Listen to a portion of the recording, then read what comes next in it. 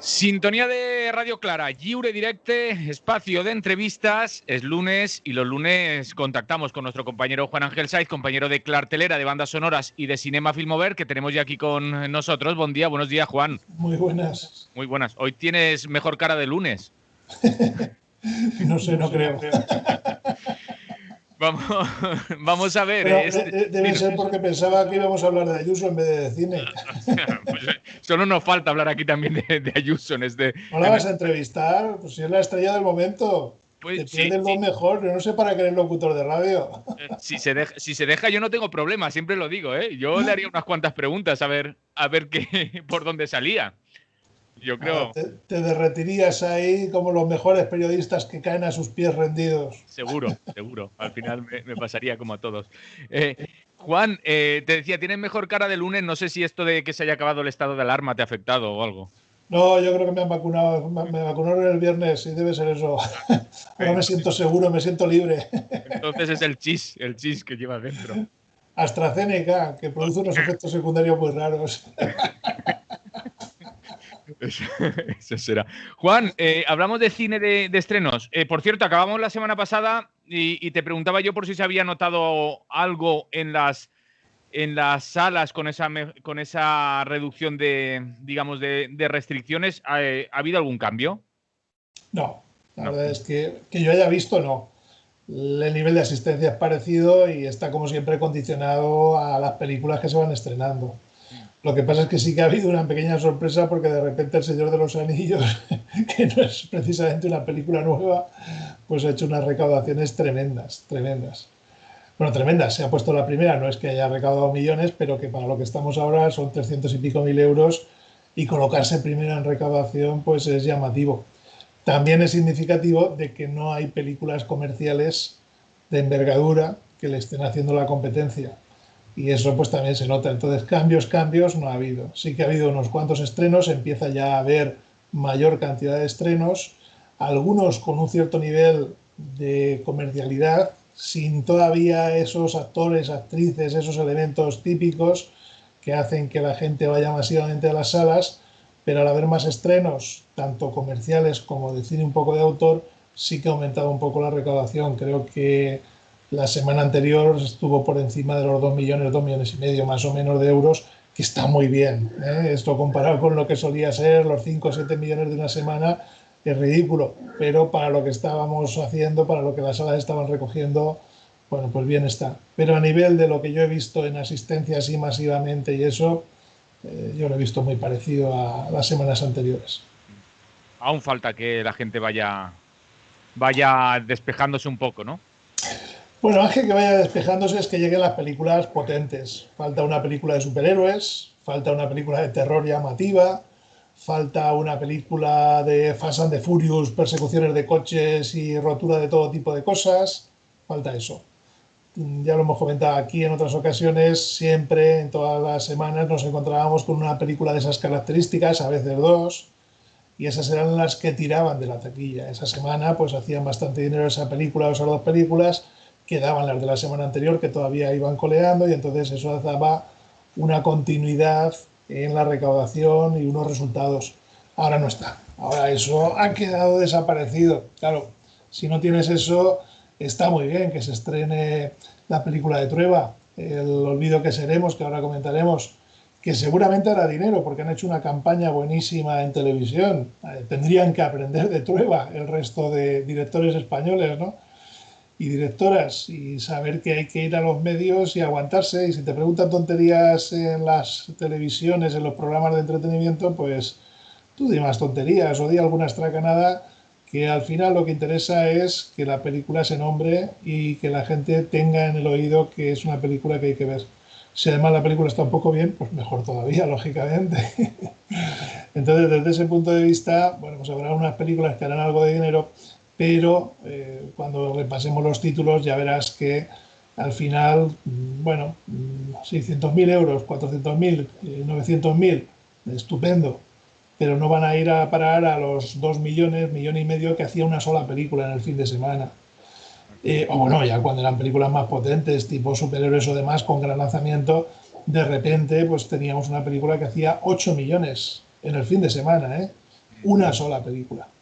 En ese sentido, la taquilla no ha cambiado especialmente, también hay que decirlo, ha cambiado la cantidad de dinero que están recaudando las salas, que, bueno, al final repercute en que puedan sobrevivir, también hay que decirlo con bastante claridad, pero faltan esas películas que tienen tirón y que son las que hacen recaudación, que por otra parte, en el momento en que empiecen a ponerse, también va a ser, yo creo que un pequeño problema, ya lo vimos con el Godzilla contra King Kong, o contra Kong, que hizo bastante dinero en las primeras semanas. Bueno, lleva acumulado también bastante. Creo que en España lleva como 5,5 millones de euros, que es una cantidad de dinero apreciable.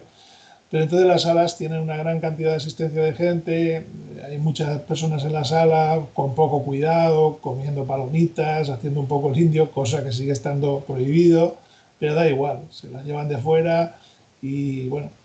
Ahora, una de las cosas que va a ocurrir es que habrá que saber exactamente si con la nueva normativa, por ejemplo, ya se puede consumir bebida y palomitas y cosas similares en los cines, porque hasta ahora no se podía para que la gente no se quitase las mascarillas y demás, pero vamos a ver qué pasa ahora al decaer el estado de alarma. Si se puede, pues ahí yo creo que vamos a tener un poco más de problema con contagios y cosas similares. Espero que se haya dictado alguna norma en el sentido de que se siga teniendo eso restringido, aun a pesar de que a los cines hay que decir que una buena parte de sus ingresos les venía por ese camino, casi más incluso que las entradas, cuando hay películas de ese nivel. Evidentemente, en El olvido que seremos, en la película de Trueba, no había consumo de palomitas, eso casi seguro. Pero bueno, habrá que ir viéndolo. Sí, por lo que decías de las películas que se estrenan, estoy viendo los títulos y la verdad que si es por nombre de título, ninguno te llama especialmente la atención, ¿no? No, por los títulos no. Y por Y los además carteles. es que en algún caso no han sabido poner bien la imagen en el póster, porque Eso es. Aquellos que desean mi muerte es una película con Angelina Jolie, que menos que su cara permaneciese claramente o estuviese claramente representada en el póster. Pero como es una película de incendios forestales y cosas de ese estilo, aparte de que tiene una trama de intriga y demás, pues entonces han cogido y han puesto ahí los incendios, todo el póster en rojo y demás. Y entonces dices, bueno, si es que parece que sea una muerta viviente, la cara esa grande que hay y no se reconoce a Angelina Jolie, qué fallo más grande. O por ejemplo, a nivel comercial hay una de tiburones, tiburón blanco, La, nada, la- saga la- de tiburones de siempre. sí, te iba a decir, será la de tiburones de siempre y es la que más destaca dentro de lo que hay, ¿no? No, no, No, no. no, no digo por calidad, digo por la forma, por lo que estabas comentando del Sí, cartel pero y por que el título. aún Vale. así este tema está ya muy Sí. agotado. Si fuesen muertos vivientes aún te diría que sí o cosas de este estilo, pero lo del tiburón está ya un poco fuera de lugar. Se han hecho demasiadas y esto está un poco olvidado. Además, yo creo que se han equivocado también que era lo que iba el del póster. Pon el tiburón grande, hombre. Ponle bien ahí las mandíbulas que se vean gordas y tremendas. No pongas tan grande el título, que ponga el título en grande no significa nada. Pon las buenas mandíbulas de tiburón, hombre. Algo que llame más la atención, ¿no? Sí. Entonces, desde ese punto de vista, yo creo que ahí también a veces es que se equivocan en la promoción, en el material publicitario, ¿no? Porque a veces cuando tienes algo así directamente, pues hay que explotarlo, hay que utilizarlo. Ves, sin embargo, Cuatro días, que es una película muy pequeña de Rodrigo García, que luego comentaremos, pues sí que han aprovechado un poco mejor, porque está ahí Glenn Close como protagonista y Mila Kunis, y las dos están en la portada. Quizá lo que han hecho, desde mi punto de vista mal, es que es un tono un poco descolorido en el póster, pero bueno, por lo menos están ellas dos y se las reconoce, ¿no? En fin, que a veces la publicidad también hace lo suyo, ¿eh? Sí, un poquito, Un ¿no? Al poquillo, final. sí, sí. Y en cuanto a contenido que tenemos en las películas de. Bueno, yo creo que la película más potente de la semana, sin ninguna duda, es Quo Vadis Aida. Es una película de Bosnia-Herzegovina. Es una película dirigida y escrita por Jasmila Zoanic, de la que yo no recuerdo que tuviésemos alguna otra película suya anterior estrenada, pero es una película muy potente, porque nos habla de lo que ocurrió en la guerra de la antigua Yugoslavia en Srebrenica, Mm, que si la gente recuerda era un pueblo, una ciudad, tendría 8.000, 10.000 habitantes, una cosa así, quizá alguno más. Sí, seguramente alguno más, porque creo que las personas asesinadas fueron como 8.300 las que se han encontrado en las fosas comunes. Y lo que ocurrió fue que los serbios invadieron la ciudad, a pesar de que estaba bajo control de las tropas de las tropas de la ONU y teóricamente era un lugar seguro. Pues los serbios la invadieron, la gente intentó refugiarse en las instalaciones de la ONU, aunque no les dejaron, y luego con una cierta prepotencia el ejército serbio y con una inacción absoluta por parte del ejército de la ONU o del ejército internacional que estaba bajo bandera de la ONU, pues permitieron que se llevasen a miles y miles de personas y que los asesinasen impunemente. La gente lo recordará, fue un escándalo mayúsculo, luego hubo juicios en los tribunales internacionales años después, hubo condenas incluso, pero lo que fue una vergüenza fue la actuación internacional que permitió que se masacrase a civiles. Creo que sí, me parece que son más de 8.300 víctimas las que se han encontrado en las fosas comunes y la película explica todo esto de una manera contundente y dolorosa. Es tan dolorosa que es una película incómoda y desde ese punto de vista yo creo que va a ser difícil que tenga una repercusión masiva o que la gente vaya a verla, porque evidentemente son historias que aunque tengamos en la memoria y aunque digamos siempre, porque lo comentamos, que esto no debería volver a repetirse y la mejor manera es que se conozca, en realidad la gente quiere más películas de entretenimiento.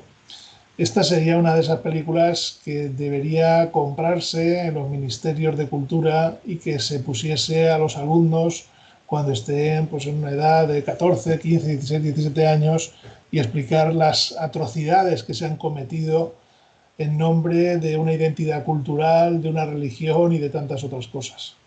Aquí lo que se hizo fue una matanza indiscriminada de todos los que eran musulmanes, que eran básicamente los que estaban poblando esta ciudad, Srebrenica, seguramente lo estoy pronunciando mal, y la verdad es que la película lo refleja con claridad. Pero refleja todavía con más claridad cómo actuaron las tropas que estaban bajo bandera de la ONU, tropas internacionales dirigidas por un coronel o un general belga que no hicieron nada, de nada, de nada. Y desde ese punto de vista, bueno, pues llama mucho la atención cómo nos hartamos de tener esos organismos internacionales, no solo la ONU, sino bastantes más, y siempre están por ahí desplegados, siempre están haciendo supuestamente labores de paz, pero la realidad es que cuando hay conflictos de verdad, esas labores son inexistentes. Lo podemos aplicar perfectamente a lo que ocurre también hoy en día, no hace falta irse hasta la guerra de la antigua Yugoslavia, pues en zonas como el Sáhara y Marruecos, o en zonas de conflicto tipo el Congo, similares. Yo cuando estuve en el Congo hace bastantes años, pues allí había tropas, pero la guerra seguía.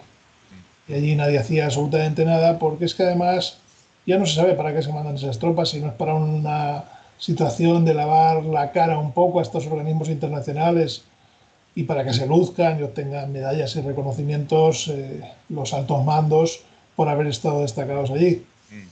Porque la realidad es que no hacen nada, no evitan las guerras, no evitan las matanzas, no evitan nada de nada y estamos hartos de verlo. Por supuesto, la guerra de Siria, pero es que, bueno, donde miremos, en realidad la inacción internacional da vergüenza, auténtica vergüenza. Estaba pensando, porque además esta semana pasada vinieron por aquí compañeras para hablarnos de la marcha por la libertad del pueblo saharaui y nos recordaban que la misión internacional de la MINURSO, la que está en el Sí. Sáhara, además no tiene entre sus objetivos vigilar que se cumplan los derechos humanos. Ni eso es lo que hace esa misión internacional de Naciones Unidas, ¿no? Dice que muchas veces además las vemos allí con aunque sea una chorrada y aunque con que sus vehículos tienen hasta matrícula marroquí, no vigilan ni No esas está cosas. mal. Bueno, mi hija estuvo allí hace unos años y vino absolutamente indignada y disgustadísima con la ONU, con las tropas, con todos, porque no hacían absolutamente nada de nada, no defendían a la gente, no ayudaban, no hacían nada, absolutamente nada. Y es muy triste tener que decirlo, porque todo eso lleva asociado unos gastos millonarios que seguramente si se diesen directamente a los afectados, a la gente civil, en forma de alimentos, en forma de medicamentos, en forma de ayudas directas para que pudiesen vivir un poco mejor, seguramente avanzaríamos mucho más. Es una auténtica vergüenza. Yo estoy hartísimo de cómo a los políticos se les llenan, de escuchar cómo a los políticos se les llena la boca de grandes proclamas internacionales de la paz y tal, pero luego no hacen nada. Y en esta película, en esta Quo Vadis Aida, lo que vamos a ver es exactamente eso, es esas tropas que no hacen nada, y ahí sí que tenían un encargo de defender los derechos humanos.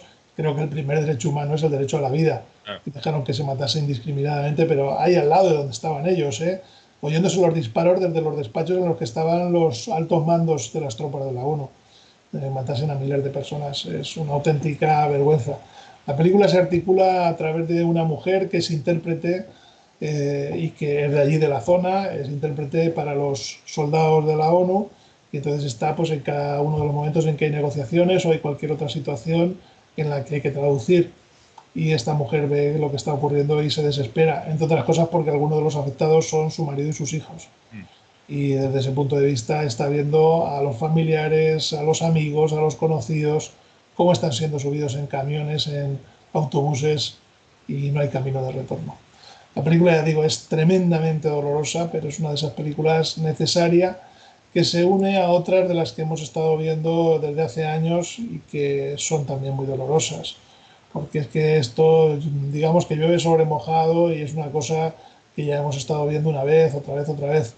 Recomiendo en ese sentido una película incluso española, Un día perfecto, de Fernando León de Aranoa, que era del año 2015 y que explicaba también muchas cosas de las que ocurrieron con esa situación de paz, con esas tropas y luego con ONGs que están destacadas allí y que intentan hacer algún tipo de labor por encima de lo que deberían hacer los organismos internacionales. Repito el título de la película porque yo la recomiendo a la gente que se arme un poco de valor, que sé que es difícil en estos tiempos, y vaya a verla. Quo Vadis Aida. Más películas un poco llamativas. El olvido que seremos, la película de Fernando Trueba, que no viene como producción española, sino como producción colombiana. De hecho, le han dado el Goya a la mejor película de Iberoamérica. En ese sentido, bueno, pues es una película que está ambientada en Colombia y viene con producción de este país, aunque sea el director Fernando Trueba y el protagonista Javier Cámara, que hace por tener acento colombiano. Y digo hace porque lo consigue a ratos, pero a veces se le olvida un poco, ¿no?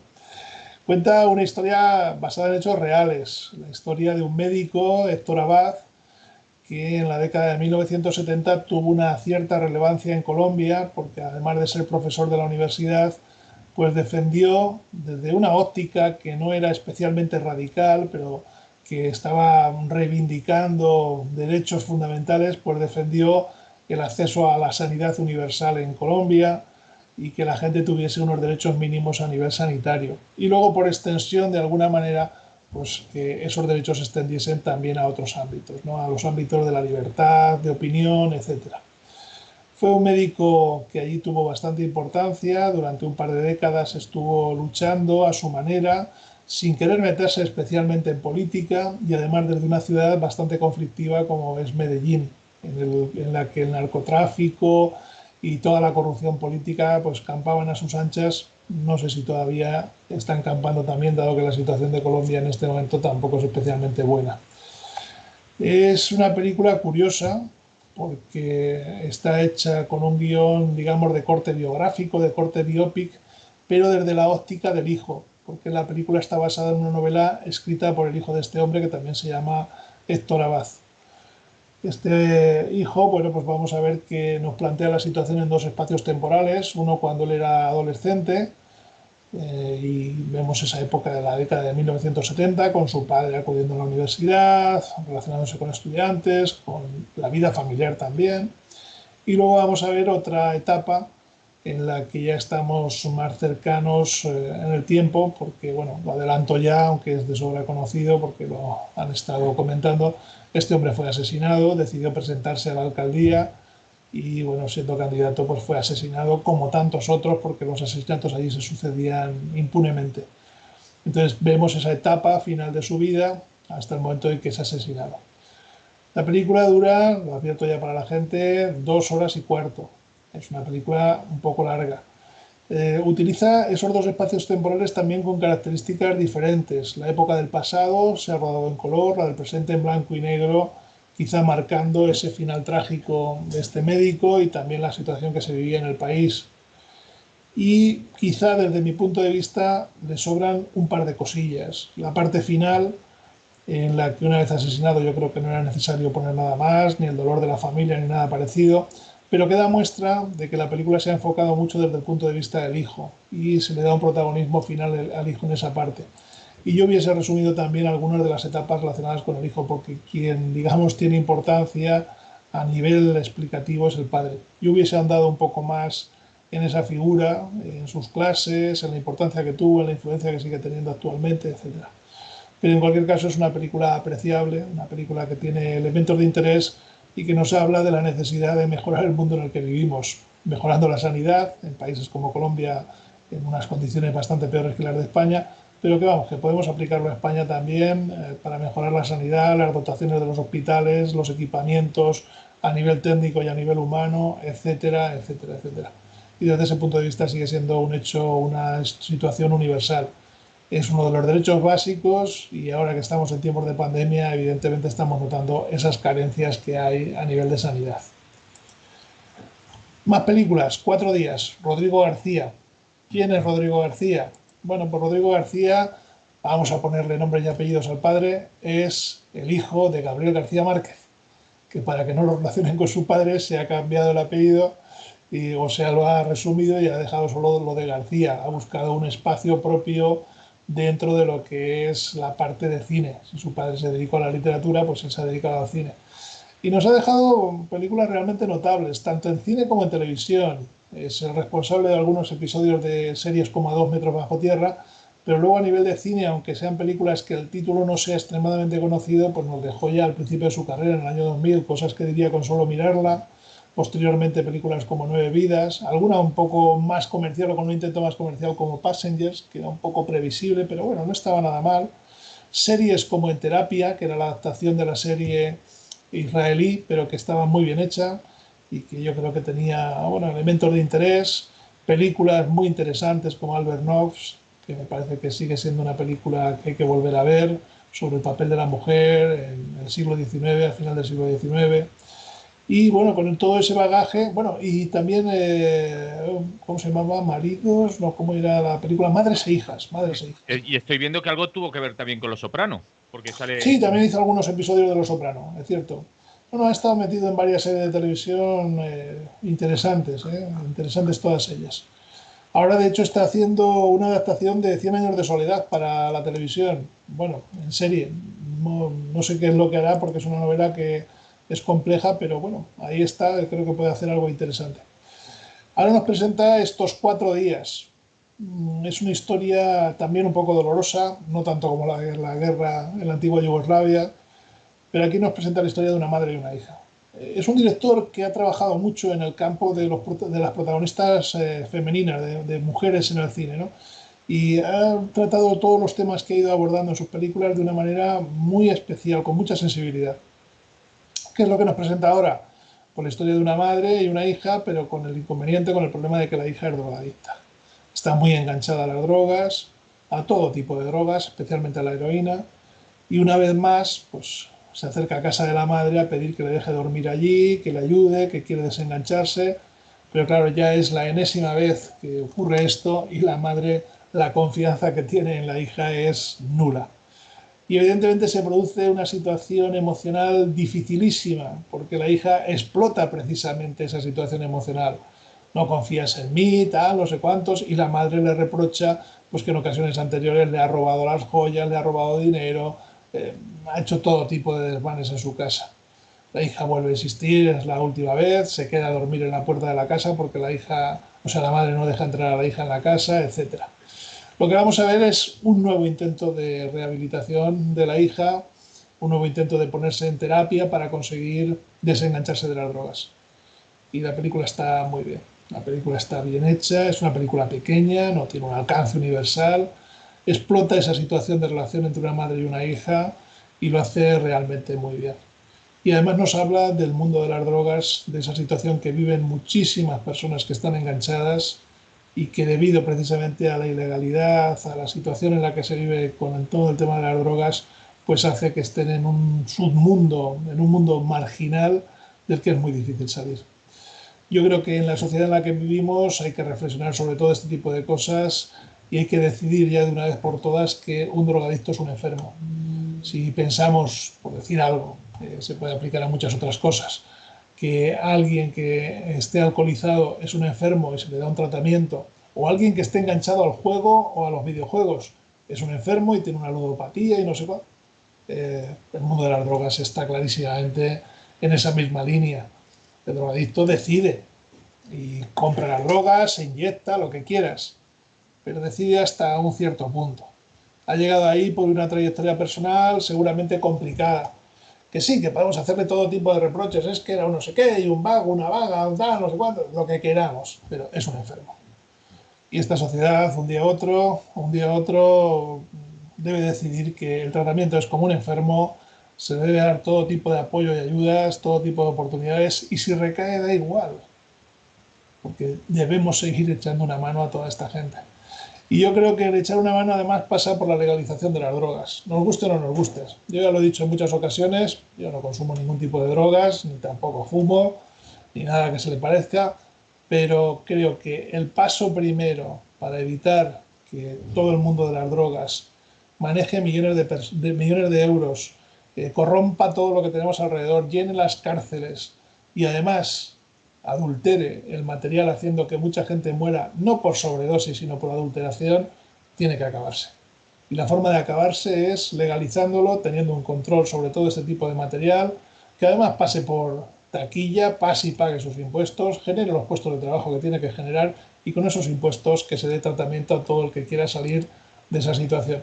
Y quien no quiera salir, pues peor para él o para ella, pero seguiremos teniendo que apoyarle como apoyamos a tantos otros. Para eso somos una sociedad, para eso somos seres humanos, somos seres sociales. Quien no lo piensa así, pues peor para él. Más películas, aquellos que desean mi muerte. Taylor, bueno, la anterior era 4 días, de Rodrigo García, película que recomendamos también. Aquellos que desean mi muerte, película de Taylor Sheridan, que es un personaje pues muy peculiar, porque le hemos visto como guionista, bueno, lo hemos visto primero que nada como actor, sobre todo en series de televisión. Luego como guionistas, por ejemplo, en películas como Sicario, y también como guionista y director en una película magnífica que se llama Wind River, que de lo interesante que era no se llegó a estrenar, tuvimos que verla a través de televisión. Y ahora nos presenta a aquellos que desean mi muerte, que es la adaptación de una novela. Bueno, yo iba con muchas ganas, porque es un director comprometido, sabe hacer películas de acción, Sicario es un buen ejemplo, pero a la vez de denuncia, pero aquí se ha quedado un poco desinflado, quizá por el tema de ser una adaptación de una novela. Tenemos a bomberos forestales que además trabajan lanzándose en paracaídas para llegar a las zonas más complejas, más peligrosas. Y entre esos bomberos tenemos a Angelina Jolie, al personaje que interpreta a Angelina Jolie. Y a la vez tenemos una situación que vemos desde el principio de la película en donde hay, iba a decir, dos sicarios.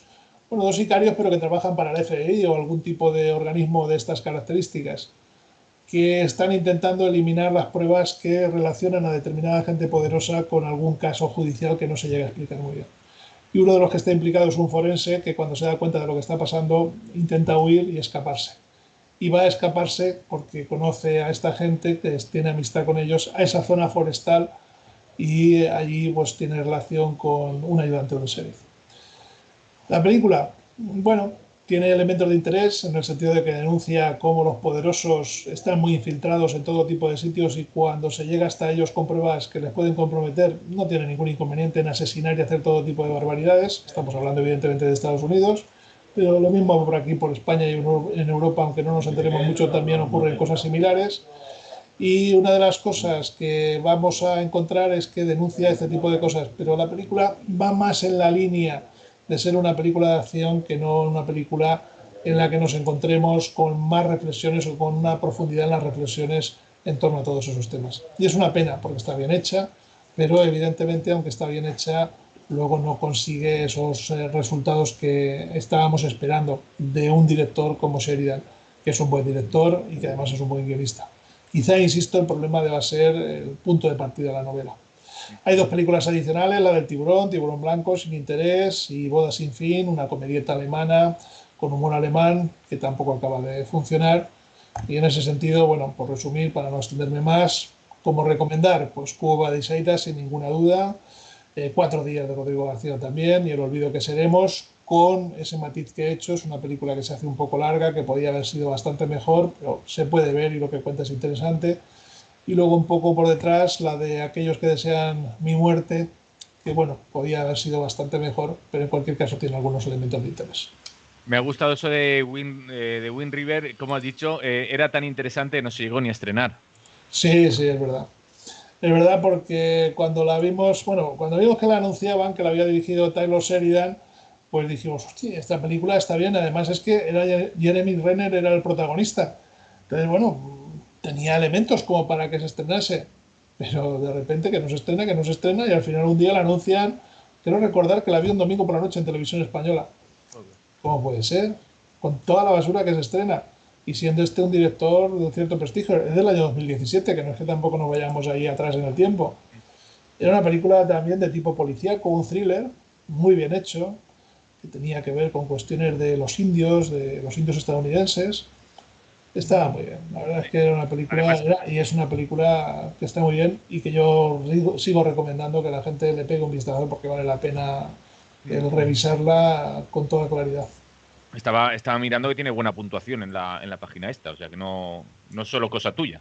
No, no, no. Estas películas es que cuando la gente las ve dice, pero bueno, ¿y cómo no me he enterado de que esto era así, ¿no? De que había una película de estas características. Bueno, no te has enterado porque lamentablemente una de las cosas que ocurre es que cuando te quieres dar cuenta se estrena toda la basura, todas las películas malas, malas, y una película que, aun siendo de acción y estando bien, podía perfectamente estrenarse, pues se queda ahí perdida. Y bueno, pues qué pena. Yo, vamos, que la gente coja como referencia, que creo que esas las habrán visto Sicario y la segunda parte, la de Sicario, El Día del Soldado, que también tenía guión suyo, guión de Sheridan. No las dirigía él, ¿de acuerdo? Pero que las coja. Y luego también, si la gente se acuerda, hay otra película excelente que tiene guión suyo, incluso le aparecía en un papel pequeñito, que se llama Comanchería, que era una especie de western moderno, thriller, bueno, una combinación de cosas realmente interesante. Mm, ¿eh? Muy bien. Bueno, es un director interesante. A pesar de la película que ha hecho, seguiremos esperando nuevas películas suyas. Ok. Juan, lo dejamos por aquí. La semana que viene volvemos a charlar a ver qué nos trae la cartelera. Muy bien, venga, nos vemos. Salud. Salud. Lliure directe Radio Clara fins així, l'espai de cinema que cada setmana dediquem a parlar al voltant de les estrenes amb el nostre company, Juan Ángel Saiz, company de cartelera, de bandes sonores i de cinema Filmobert.